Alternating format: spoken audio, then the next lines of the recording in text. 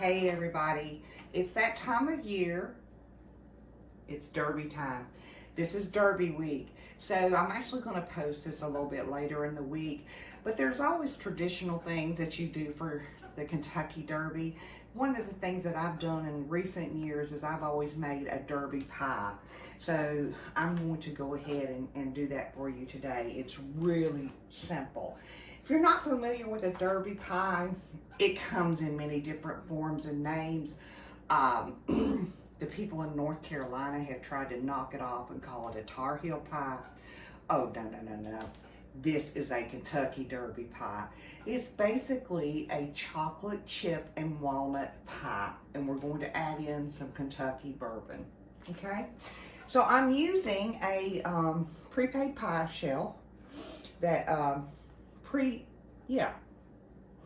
a frozen pie shell that I've actually put in my pie dish. And that's one way you can kind of fool everybody and think that, you know, you've made homemade. And basically it is, because it's made in your home.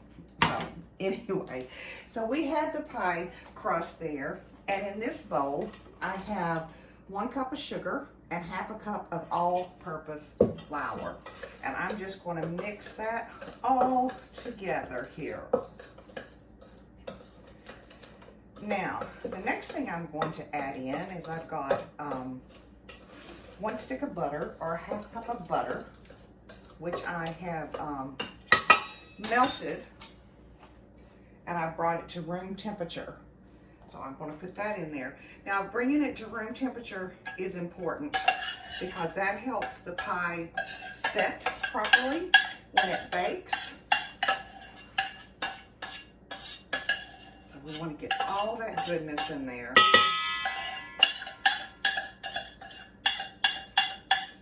Yum! And there's something about melting that butter and then taking it back to room temperature that does something to the chemistry, the molecules. I'm sure I've got some people that can explain that a lot better than I can. Then I've got 2 eggs that I have brought to room temperature as well. And I'm going to put those in my mix. Again, I always put my eggs in something so if the shell goes in, I can easily get the shell out. And there's many ways to get the shell out easily. It's just take another piece. If you get a piece of shell, then take your a bigger piece of shell, and shell attracts shell, which is nice, instead of like swimming in there trying to find and get out that one little speck of shell. So basically this looks like just about any kind of cookie dough that you would be doing at this point. And we're just giving this a good old quick stir. And I'm just incorporating everything. I've never had the privilege of going to the Derby. My sister has. My ex-husband has. I haven't. It's on my bucket list. See, there we're doing. We're just mixing that all together. So, my ex-husband, actually, when he was in college, he went to Transylvania University, which is there in Lexington. And he had a buddy whose family was very well-to-do and very much into horses, and he asked Lowell, he said, you want to make some extra money? He said, sure. So he said, okay. He said, I've got to deliver a horse. And he said, okay. So they went to the airport, and it was Seattle Slew, of all things. He actually has, he was there when they delivered Seattle Slew to the barn, and then he also was there when they flew him off to the next place that he went. I don't remember the entire story, but he has some dried rose petals from the blanket of roses from Seattle Slew. So that's pretty cool. That's pretty cool. Okay, we've got this all mixed up. The next thing we're going to do is I have got 2 tablespoons of bourbon. Oh, that's bourbon, all right. And I'm putting that right in the mix, right there. I'm also going to do about 1 cup of chopped walnuts, and I have pre-chopped those.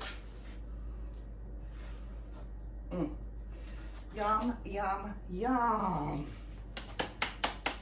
Now I'm going to put in 1 teaspoon of vanilla.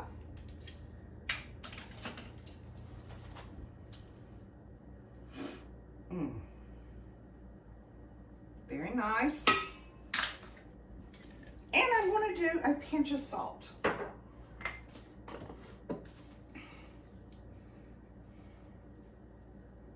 Just a little. You don't want much. Just a little.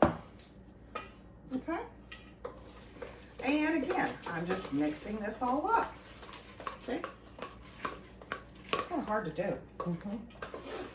Yeah. Giving that a good stir. And what's really scary is I had everything to make this in my house with the exception of the bourbon. So I literally stopped by, and you can do this. I stopped by the liquor store while I was out today and just picked up a mini bottle. And it's the perfect size. I actually have enough for a small shot left over. Okay, so then I'm taking my chocolate chips, and these are some off-brand chocolate chips, usually about a cup and a half is what you're looking for, and just mixing that into your batter. And this is it, people. That's it. I am going to put it in this pie shell here. I've got my oven preheated to 350 degrees. And we're going to bake it for about 40-45 minutes until the center is set. Okay? And that's it. You can serve this with, let me move it over here so you can see there. Okay. You can serve it with homemade whipping cream or whipping cream from the store. Doesn't matter. You can do ice cream. You can also glaze it or garnish it, with your whipping cream, and also some extra chocolate chips and some crumbled walnuts on top of the whipping cream if you would like. So good. But at the Derby, they serve it just plain. Just plain. No topping. All right, y'all. That's it. How simple is that? Basically, within 7 minutes, you have yourself a pie ready to go into the oven, and it is so good, y'all. So I'm gonna stick this in the oven for now. And like I said, in about 40, set my timer. Love my new timer. Set my timer for, I'm gonna set it for 42 minutes. And I'll be back.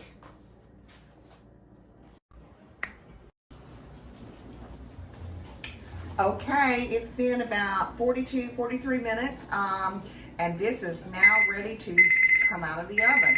So let's give it a check and see what is happening. It looks good, y'all. Oh, look at that. That is ready. Totally set. See? Put your, oh, you can't see that.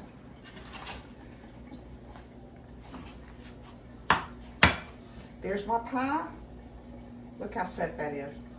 Perfect. We're gonna let that cool, and then we're gonna top it, garnish it with some whipped cream, maybe a little bit of walnuts, maybe a little bit of chocolate. We'll see. But I'm gonna tell you either way, or maybe just a scoop of ice cream. That's good too.